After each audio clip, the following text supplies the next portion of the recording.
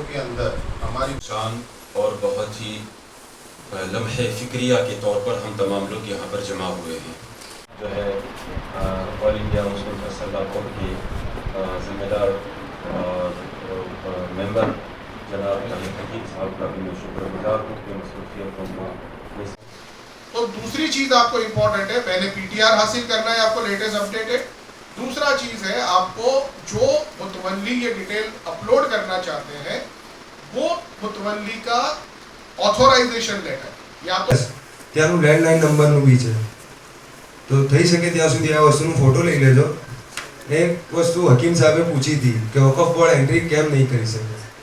વકફ બોર્ડમાં all over ગુજરાતના trust છે, 13,000 ટ્રસ્ટ છે। હવે ગ્રાઉન્ડ રિયાલિટી મુતવલ્લી કરતાં કોઈને બી બેસ્ટ ના ખબર હોય, જે મેનેજ કરે એને મેજરલી વસ્તુઓ એના અંદર બે ઓપ્શન બતાવે છે, એડમિન લોગિન એન્ડ નીચે છે રજિસ્ટર એન્ડ સાઇન ઇન।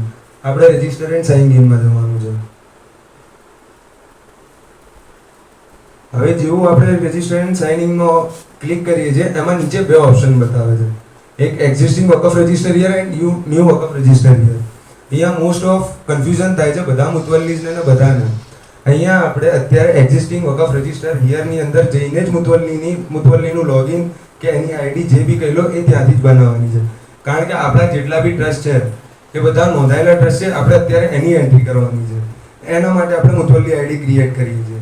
જે કરવાનું હોય કે ત્યાં તમે પૂછશો અને જવાબ મળશે। મેઇન વસ્તુ પીટીઆર છે, તમારે આ જે અપલોડ કરવાનું એમાં પીટીઆર ની 4 એપ્રિલ પહેલાની જે મિલકતો છે એ વસ્તુ આપણે अपलोड करवा दे रहे हैं। वो जमीन है की डिटेल पीटीआर पर है वो आपको डाल देनी है।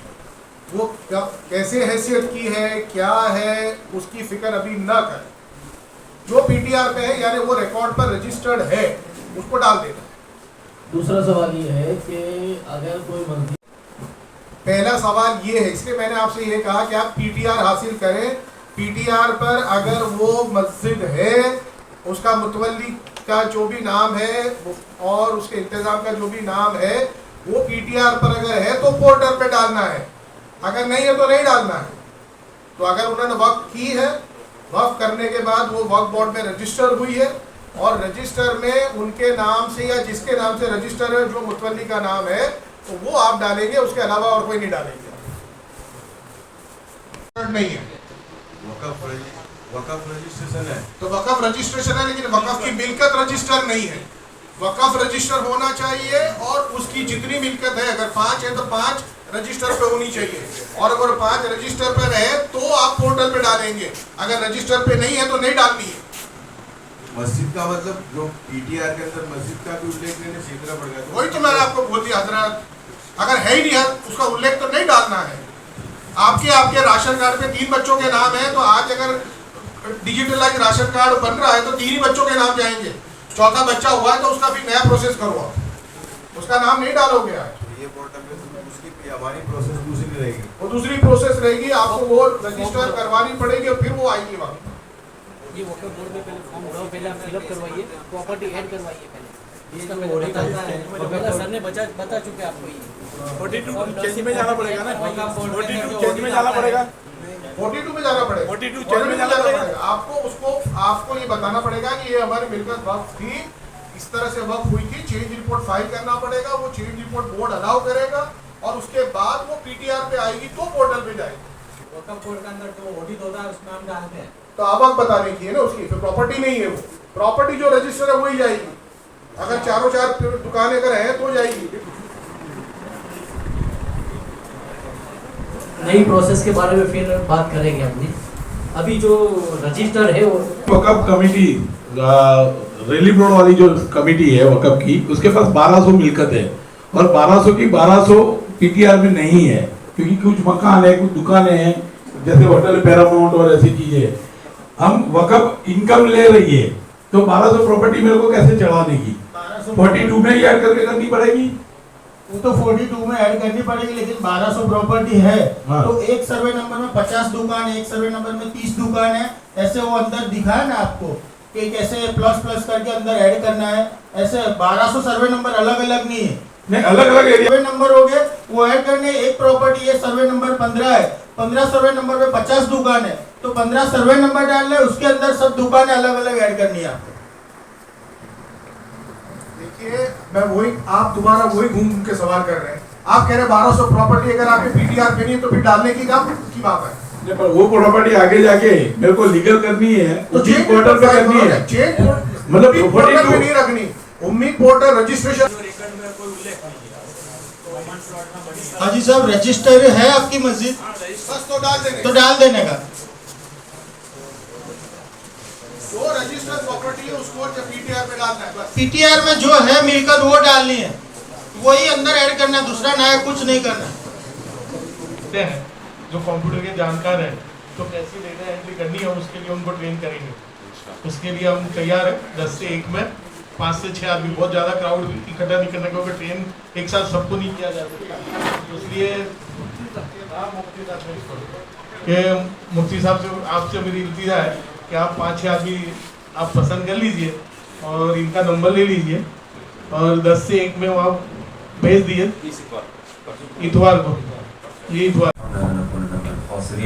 ربنا لا تجعلنا فتنة للقوم الظالمين ونجنا برحمتك من القوم الكافرين ربنا ولا تحملنا ما لا طاقة لنا به واعف عنا واغفر لنا وارحمنا أنت مولانا فانصرنا على القوم الكافرين ربنا هب لنا من أزواجنا وذرياتنا قيم الصلاة ومن ذريتنا ربنا وتقبل دعاء ربنا اغفر لي ولوالدي وللمؤمنين يوم يقوم الحساب سبحان ربك رب العزة عما يصفون وسلام على المرسلين والحمد لله رب العالمين برحمتك يا ارحم الراحمين। देखिए, पहली बात तो 5 दिसंबर को खत्म होगा, ये किसी भी सरकारी माध्यम से जाहिर नहीं किया गया है। किसी भी सरकारी माध्यम ने इसको डिक्लेयर नहीं किया है कि 5 दिसंबर को खत्म हो जाएगा। कायदा ये कहता है कि सेक्शन 3B का जो अपलोडिंग करना है जो पोर्टल पर, उसके लिए 6 महीने का वक्त दिया है। अगर आप 6 महीने का वक्त कायदा जो अमल में आया 8/4/2025 उस दिन से गिनते हैं तो 7/10/2025 को 6 महीने खत्म हो गए। तो आप ये क्यों नहीं कहते कि 6 महीने तब खत्म हो गए? अब लोग ये कहते हैं कि चूंकि पोर्टल लॉन्च जो हुआ था वो 6/6/2025 को हुआ था, तो लोग अपने आप 6 महीने उस दिन से गिन रहे हैं और उस दिन से गिनने के बाद लोग ये कह रहे हैं कि 5 दिसंबर 2025 को खत्म हो जाएगा। मेरा उसमें उस बात से इत्तेफाक नहीं है, मेरा एक अलग व्यू है उसमें। मैं ये कहता हूँ कि जो पोर्टल लॉन्च किया गया और उसके बाद में गवर्नमेंट ने जो रूल्स बनाए, उम्मीद रूल्स 2025, उसको गवर्नमेंट ने नोटिफाई किया है 3/7/2025 को। अगर और वो रूल्स में बताया गया है कि पोर्टल पे क्या और कैसे डिटेल भरनी है और अगर गलत डिक्लेरेशन दिया जाएगा तो क्या होगा। एक्ट में भी है लेकिन रूल में उसकी वजाहत है और कोई भी कायदे को इम्प्लीमेंट करने के लिए रूल्स आते हैं। रूल्स आए हैं 3/7 को। अब 3/7/2025 से अगर हम 6 महीने गिनते हैं तो वो 6 महीने खत्म होते हैं 2/1/2026 को। ये भी तारीख मेरे अंदाजे से, सरकार का कोई डिक्लेरेशन नहीं। तो पहली बात तो सरकार का डिक्लेरेशन होना चाहिए कि 6 महीने कब खत्म होंगे, वो आज नहीं है तो हम अपना तुक ना लगाएं। दूसरी बात ये है कि कायदा ये कहता है कि अगर आप 6 महीने में अपलोड नहीं कर पाए तो आप ट्रिब्यूनल में जा सकते हो और आप वजह बता सकते हो किन वजूहात की वजह से आप नहीं कर पाए और वो वजूहात के मद्देनजर ट्रिब्यूनल आपको 6 महीने और वक्त दे सकती है। तो हमारे पास अब 6 महीने अगर हम गिनते हैं कि अक्टूबर में खत्म हो गए तो अक्टूबर के बाद भी 6 महीने हैं, दिसंबर में गिनते हैं तो दिसंबर के बाद भी है, जनवरी गिनते हैं तो जनवरी के बाद भी 6 महीने हैं। तो अभी बहुत परेशान होने की कोई जरूरत नहीं है। और दूसरी बात, वक्त कितना हुआ और कितना आगे बढ़ना चाहिए और बढ़ना चाहिए कि नहीं चाहिए, उसके लिए पर्सनल लॉ बोर्ड ने और असदुद्दीन ओवैसी साहब ने और दूसरे जमीयत ने, इन लोग ने सुप्रीम कोर्ट में एप्लीकेशन डाल रखी है। उसकी सुनवाई 28 को होनी थी, 28 को नहीं हो पाई है, अगली तारीख को होगी। तो इंशाल्लाह अल्लाह की जात से उम्मीद है कि जब भी ये हियरिंग होगा और सुप्रीम कोर्ट सब चीज के मद्देनजर कोई फैसला सुनाएगी तो एक मुद्दत हमको देगी और इंशाल्लाह वो वक्त हमको मिलेगा। अच्छा, एक सवाल ये भी है कि आज युवापुरा सर्किट से मुस्लिम व्यक्तिगत में जमा हुए थे, उम्मीद पोर्टल को लेकर उनकी सोच क्या है, गलतफहमियां है, डर है, क्या कुछ रहा, क्योंकि सवाल जवाब का भी से सकते हैं। देखिए, मैं आपको ये बतलाऊं कि सबसे बड़ी गलतफहमी जो है वो लोगों के अंदर ये है कि उम्मीद पोर्टल पे हमको रजिस्टर करवाना है। वो समझते हैं कि हमारा रजिस्ट्रेशन है वो खत्म हो चुका है और उम्मीद पोर्टल पर अगर हम रजिस्टर करवाएंगे तो ही हमारा रजिस्ट्रेशन बरकरार रहेगा। ये सबसे बड़ी गलतफहमी है। उम्मीद पोर्टल पर सिर्फ और सिर्फ उन वक्फ को अपने डिटेल्स अपलोड करने हैं जो रजिस्टर है, यानी जो 8/4/2025 के पहले रजिस्टर हुए वक्फ हैं, जिनके पास वक्फ बोर्ड के पास से दिया गया रजिस्ट्रेशन सर्टिफिकेट है, सिर्फ और सिर्फ उनको डिटेल्स अपलोड करनी है और उनको भी वही डिटेल्स अपलोड करनी है जो उनके रजिस्टर पर है। उनके डिटेल, उनके रजिस्टर पे जो भी डिटेल्स है उससे ना कमी करें ना उससे कुछ ज्यादती करें, जो डिटेल जैसी है वैसी अपलोड करें। और इसके लिए मैं लोगों को मशवरा देता हूं कि आप सबसे पहली चीज ये करें कि वक्फ बोर्ड के पास जाइए, आपका लेटेस्ट अपडेटेड पीटीआर या रजिस्ट्रेशन जो डिटेल्स है वो मांगिए, सर्टिफिकेट, मुतवल्ली के ऑथेंटिकेशन मांगिए, रजिस्ट्रेशन ऑथराइजेशन मांगिए, लेटेस्ट सबमिटेड अकाउंट मांगिए और वो डिटेल हासिल करने के बाद आप उम्मीद पोर्टल पर वो जो डिटेल्स है वो अपलोड करें। अगर वो डिटेल्स आपके पास नहीं है तो उसके पहले अपलोड करने की कोशिश ना करें, क्योंकि आप रजिस्ट्रेशन के खिलाफ में कोई गलत डिटेल अपलोड कर देंगे और वो करना कानूनन जुर्म है। हाँ, इंशाल्लाह बोर्ड के भी यहाँ जो होद्देदार है, वो मेंबर है, वो आए थे। उनको रिक्वेस्ट करेंगे कि भाई ये आप बोर्ड की जानिब से ये यानी लोगों में जागरूकता लाने के लिए आप इसको यानी पब्लिकली इसको एडवर्टाइज कीजिए। अगले इतवार को क्या प्रोग्राम रखा गया है ताकि ज्यादा से ज्यादा लोग इसके बारे में टेक्निकल चीज? ये इतवार को अहमदाबाद सुन्नी मुस्लिम वक्फ कमेटी पे हमने कुछ लोगों को ट्रेन करने का प्रोग्राम रखा है और शाम को हमें गोमतीपुर शमशेर बाग जाना है। तो ये सारे प्रोग्राम हमारे होते ही रहते हैं। हम भी हमारे जरिए भी, अहमदाबाद सुन्नी मुस्लिम वक्फ कमेटी के भी जरिए भी, और ये जो all India Muslim personal law board का मामला है, वो लोग भी इसमें अच्छी जहमत उठा रहे हैं और इसमें लोगों को जागरूक कर रहे हैं और पोर्टल की समझ दे रहे हैं और उसमें हम उनके साथ जुड़े हुए हैं। अस्सलाम वालेकुम, मेरा नाम आमिर पठान है, मैं गोमतीपुर से हूँ, सामाजिक कार्यकर्ता।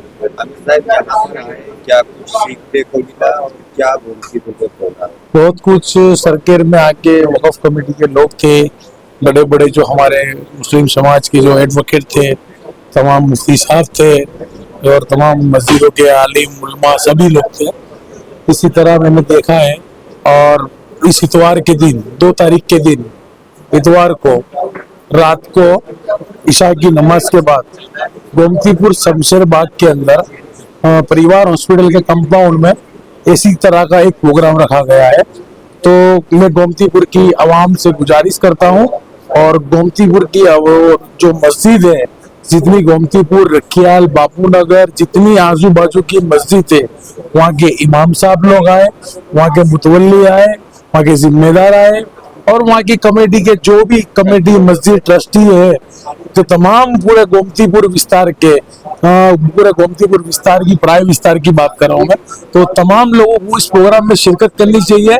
जो हमारी वक्फ की जो प्रॉपर्टी है उसको उम्मीद पोर्टल के रजिस्ट्रेशन करने के, और जहाँ हमारे वक्फ की प्रॉपर्टी रजिस्ट्रेशन किसी की ऑडिट रुकी हुई है, किसी की तमाम चीजें रुकी हुई है, तो वक्फ की मदद से उसको पूरी कार्रवाई करा के, ऑडिट करा के, जो बैंक के काम अटके हुए, जो भी काम अटके हुए, तो तमाम चीजों के लिए वक्फ पूरा वक्फ कमेटी भी आपके साथ रहेगी। तो तमाम लोगों से मेरी गुजारिश है कि आप तमाम लोग जो मस्जिद के जिम्मेदार लोग हैं, जो ट्रस्टी है, जो इमाम है, जो मुतवल्ली है और जो मुफ्ती आलिम है और मौलाना हबीब साहब, मौलाना गुलाम सैयद साहब भी आ रहे हैं, इकबाल भाई एडवोकेट आ रहे हैं और वक्फ कमेटी के दूसरे इकबाल भाई भी आ रहे हैं और तमाम लोग और तमाम लोग जो भी इसके अंदर शिरकत करेंगे आके बताएंगे। और गोमतीपुर के अंदर जो लैपटॉप चलाते हैं, जो स्विक सेंटर टाइप चलाते हैं, जो आधार कार्ड का वो काम करते हैं लैपटॉप पे, तो उन लोगों से भी मैं एक रिक्वेस्ट करना चाहता हूँ कि इस उम्मत को, कौम के अंदर उम्मत और मस्जिद और अल्लाह के घरों की वक्फ प्रॉपर्टी के अंदर आप जैसे लोगों की भी जरूरत है, तो आप लोग भी आकर ट्रेन होकर वक्फ के अंदर ट्रेन होकर हमारे मोहल्ले की आजू बाजू की मस्जिद रजिस्ट्रेशन करने में उनकी भी मदद करें। ऐसे में गोमतीपुर की आवाम से, कराए विस्तार की आवाम से गुजारिश करता हूँ।